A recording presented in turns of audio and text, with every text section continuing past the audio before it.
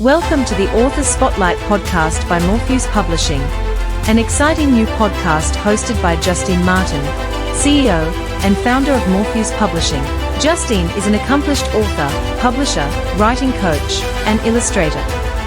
She will guide you through the captivating journey of bringing your words to the world, crafting stories that matter, tales that inspire, and books that make a difference. In each episode, Justine and Morpheus Publishing will spotlight a new author who has published an amazing book in genres such as personal development, self-help, children's picture books, and memoirs. Through the help of Morpheus Publishing, these authors have turned their dreams into reality, and now, you get to hear their stories. Join us on this journey as we explore the world of writing, publishing, and the incredible stories that come to life through the Author Spotlight podcast. Welcome back, listeners, to Morpheus Publishing's Author Spotlight. Today in the studio, I've got with me Patricia Lyons. How are you, Patricia? I'm good, thanks, Justine. Thank you. That's awesome. So we're going to talk about your book that has been reprinted after 25 years, and it's called Grieving for My Baby. Now, can you share with us a little bit about yourself and what led you to write Grieving for My Baby? Yes. Well, at the time, I was a single mum, and Levi was 14 and a half months when he passed away. So what year are we talking, Patricia? He passed away in 1999 when I was much, much younger. And I didn't set out to write a book. That night, that very first night, I remember lying in bed and all these words came to me and I started writing this poetry down, and everywhere I went, I kept this little exercise book and words would come to me, and sometimes middle of the night, I'd wake up and these words would be there and I'd just scribble them down and had to get them out. And then I was part of SIDS New South Wales, even though Levi didn't die of SIDS. They deal with any sudden death of an infant. So I was part of SIDS New South Wales, and I would submit poems to their newsletters and read them out at their memorial services. So 9 months after Levi died, at one of the Red Nose Day memorial services, one of the parents came up to me and said, "Thank you for speaking my words. I don't know how to express my grief, but I can read your poetry or hear you speak it, and it's exactly what I'm feeling. So it helps me to get it out." So I went away from that thinking, I can do something with this. I can maybe help some other parents going through exactly the same thing who can't articulate what they're feeling, because it was just my raw emotion coming out in word form. It was the anger, it was the doubt, it was the hatred, it was everything, the love, everything coming out. So, so I just started playing around with them, the poems, and typing them up, and obviously still adding to them as it went on, and just found that left in date order, they were forming almost stages, chapters with stages of the grieving process that I was going through. And I self-published back then because no publisher was interested. They said grieving parents is too small a niche of the market, and they weren't interested. So I paid to get 200 copies printed up and just thought I'll recoup my cost, and all the profits, rest of the profits can go to SIDS research, because then I did find out that Levi had died of, pneumococcal pneumonia, which meant I didn't do anything wrong. I couldn't have done any more for him. And I really felt for SIDS parents who don't get those answers. Yeah. And live with that constant, what did I do? What did I do wrong? What didn't I do? So we raised a fair bit of money for SIDS research through that first 200 copies. And then life just happened, and I didn't get any more printed up. But lately I had been thinking of, maybe it should get out there again. And last year I added Why is that, Patricia? Is it because it is the 25-year marking of... Well, a bit of everything. Like even before the 25 years, I thought, because we've just found through the initial book, as fewer copies as we had, that it was not only helping the grieving parents, but SIDS New South Wales asked if they could use the book to help train their grief counsellors, because it showed the grief counsellors exactly what the grieving person is feeling. If they can't articulate it to their counsellor or their support person their family member or whatever, at least that support person can have some idea of what that person is feeling. So we found it very useful for support people as well. And I thought, well, there's still very much a need. And we found it wasn't such a niche of the market after all. Everyone knows someone that's lost a child or they've lost a child, whether it be through miscarriage, stillbirth, or losing an infant. You know, the grief is still relevant. Or cancer. Yeah, that's or cancer, or even if it's not a baby, but just an adult child or anything, a loved one. So it's all still very relevant. And then, last year I ended up writing a 25 years on chapter of how my grief journey has gone, what's happened with me since, and how we still remember Levi and so forth. And a friend of mine at work who had self-published a children's book, she's a lot to do with SANS, the stillbirth and neonatal death. She convinced me to get it out there again. And then, of course, Harry and Harrod, who you have under your wing as well, she put me in touch with you because it was all getting too much. Book. She's written. Yes, she has as well. Yep. Yeah, it's a beautiful. I thought it was appropriate. She write it. A, she's a psychologist. B, she's an author herself. Fellow MS sufferer, and she knows me so well. So I thought she was the perfect person to write that forward for me. Oh, absolutely. With that. So were there moments when you were writing where you felt it was too overwhelming, and how did you, if there was, how did you work through them? So when I was writing the actual poetry?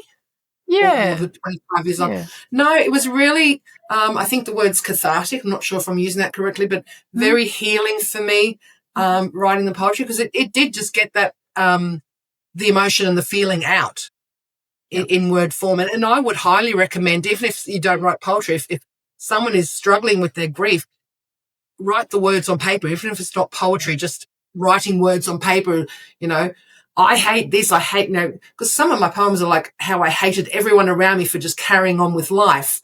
Can't they see, don't they know I've just lost my son? Why are they just carrying on, that sort of thing? And even if it's just you're writing that down, write your feelings down.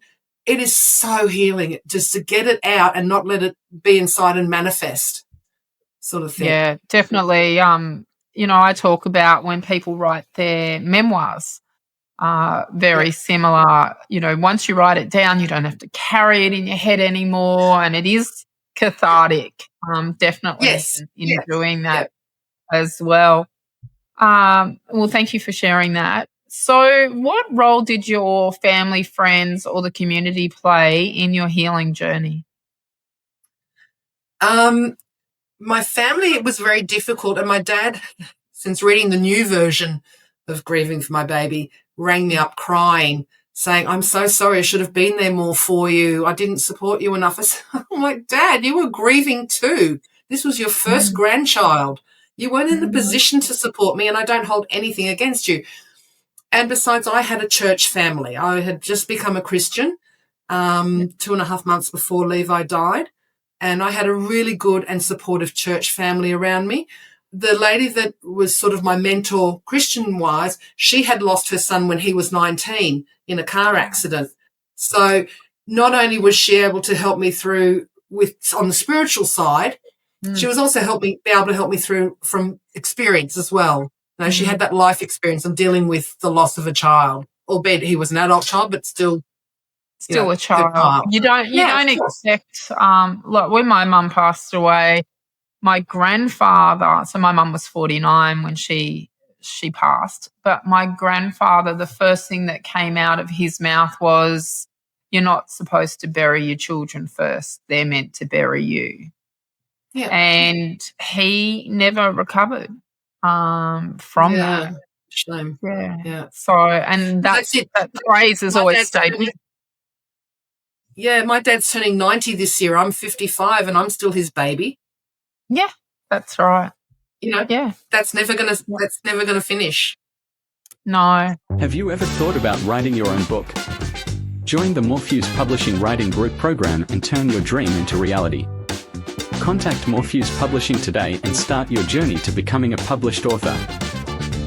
For parents going through this now, Patricia, what would you want them to know in those early raw days? Be kind to yourself. Mm. That's it. Just be kind to yourself. It's tough. Losing a child, like I lost my mum when I was 21. I lost grandparents when I was in my teenage years and early 20s. And then I lost Levi. Losing a child is the hardest thing you are ever going to have to face. You know, I've been diagnosed with MS. My mum was diagnosed with cancer. So we've dealt with all of that.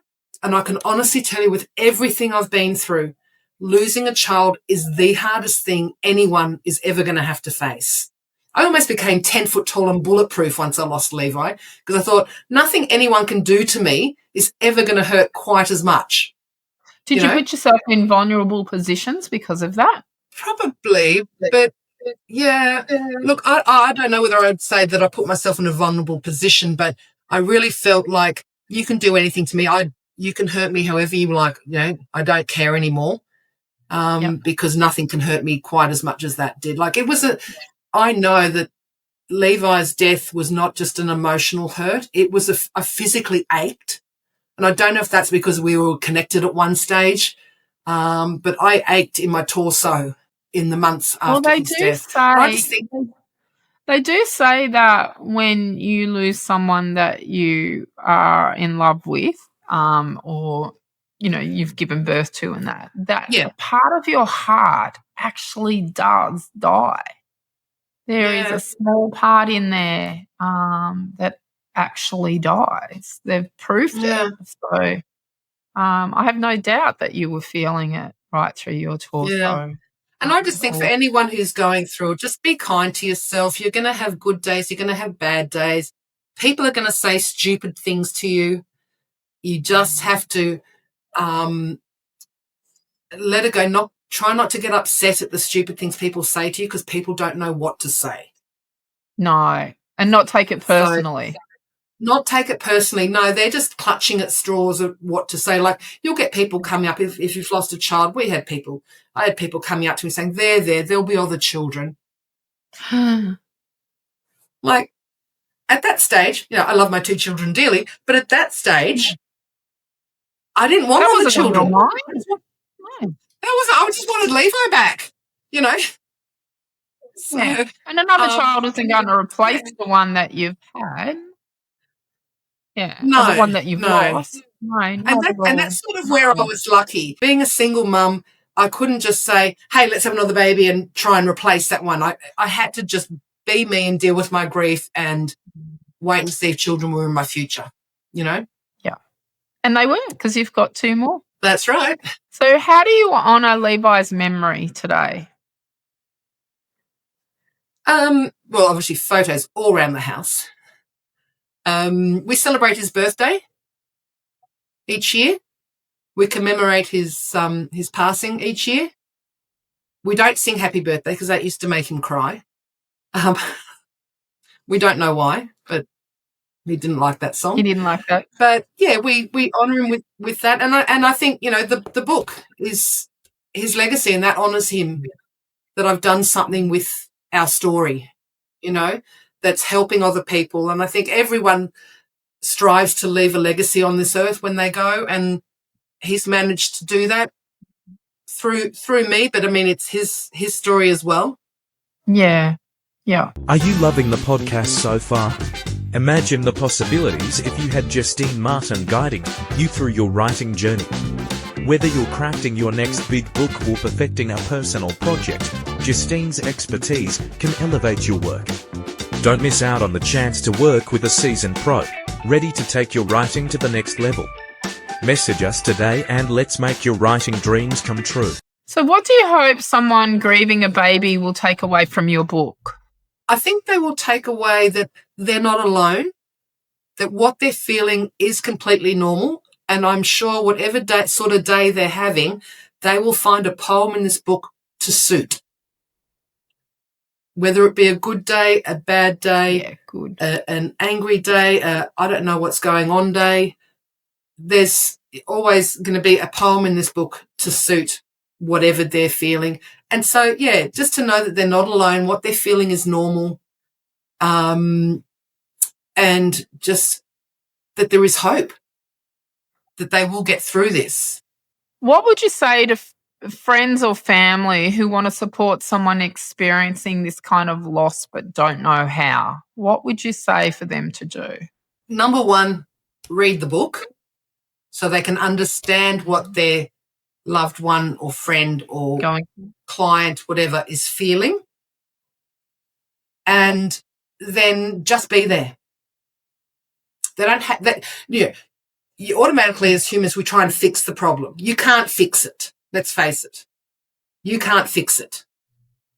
You can just be there to listen to them. Not at all. Listen to their ranting, their raving, their venting, their dribble, their whatever. Be there, non-judgmental, to listen. And if they just want to sit without talking, have a cuddle, have a hug, just sit without contact, that's fine. Just be there, whatever they need. Every person who's grieving has a different way of grieving. Is there one particular poem in the book, Patricia, that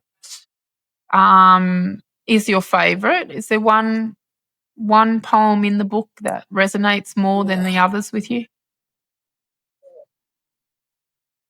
Nothing like putting you on the spot. The one I wrote the very first night. I know, right? It's all good. I came prepared. The one I wrote the very first night is possibly my favourite. I had written that when my mother passed away and then rewrote, like just added bits in to suit more Levi. So that's probably my favourite if you're talking my favourite. I was doing an interview. Is that the one yesterday with from Mama? Local radio stations. No, it's Goodbye on page 7. Yeah. Do you want to read that now for us? Sure. Once you've left, please don't forget, I'll always love you so. Memories of you will never fade, as I won't let them go. You've become a special part of me that no one else will see, as this is a special part that is only known by me. God held out his hand to take you now, though why I cannot understand. I know you'll be cared for and are at peace in a far more beautiful land. But now the time has finally come, I can't help but to cry. Before you go, just one last thing. I love you, Levi. Goodbye. Oh, that's beautiful. Now I'm a bit emotional. That one caught me by surprise. The last paragraph wrong because I think the last paragraph is actually, but now the time has come, not finally come. Now the time has come. I think for Mum's poem that I wrote of that, it had, but now the time has finally come because she was battling cancer for 3 years when she passed away. But for Levi, I took the finally out because, If there's one message you'd like to leave with listeners today, what would that be, Patricia? I think as human beings, no matter what we're going through, whether it be grief or anything else, we are all very good at putting on masks. So, but especially grieving people, because it is something, I've got a poem in here called The Pain That Doesn't Show. You know, you can't see what someone's going through when it comes to grief. They'll put on a really good mask to get through the day. And I just think you need to be kind to people. If they snap or say something out of the ordinary or, not so ultra-friendly, they might be going through something. You don't know. If something may have triggered them or, just be kind to people because you just don't know what someone's going through, and especially with grief. 100%. Where can people find Grieving for My Baby and connect with you? Well, I believe my amazing publisher has put it on all sorts of platforms. Correct. Yes, so it's online, available on Amazon. It's on Amazon, and you also have an author page on Morpheus Publishing, and you can connect through there as well for anyone wanting to connect with Patricia on the book, and there'll be all the contact details in the show notes from this episode as well. So one final thing, Patricia, and I know the answer to this, but the bigger, wider world doesn't. Do you have any upcoming projects or future plans you'd like to share with us? Oh, yes. There's a couple. Well, one is another personal one, but it's more aimed at children. So we had an issue where with our older, like my now 2 children, when I was pregnant with the second one, the older one, we had a bit of an identity crisis with him when he was 2.5 and he wouldn't talk to us and tell us what's wrong. So it's a book about helping an older sibling deal with an upcoming younger sibling called Am I Not Enough? So, which quite often you do, not so much with girls because they love having their living doll, but with boys especially that are the attention seekers, you know, they're quite sort of sometimes don't handle someone stealing their limelight and taking mum and dad's time away. So it's a children's book. Well, it's designed for parents and children to read together to deal with that. Yeah. And my daughter is the illustrator. That's right, and we're nearly ready for it to go to the typesetter, which is exciting as well. So soon we'll be having she's another. She's a bit behind with the illustrations. She's a bit behind with the illustrations, but she's getting there. Yep. Yeah, that's good. So she's also studying, so I think I have to give her. Yeah. If you would like to purchase Grieving for My Baby, like I said, it is available on Amazon and major bookstores, or you can get it through Morpheus Publishing. So thank you for your time today, Patricia. It's been an absolute pleasure to have you on the show. You're welcome. And remember, everyone, keep reading. And if you know someone that wants to publish a book, get in contact. Have a great day, everyone. Thank you for tuning in to the Author Spotlight podcast by Morpheus Publishing. We hope you enjoyed today's episode and found inspiration for your own writing journey. Don't forget to follow and subscribe to our podcast for more exciting content and author insights. Stay connected with us on social media at Morpheus Publishing and visit our website at www.morpheuspublishing.com.au to discover how we can help you bring your book dreams to life. Remember, don't wait. Take the first step now and turn your dreams into reality. See you next time.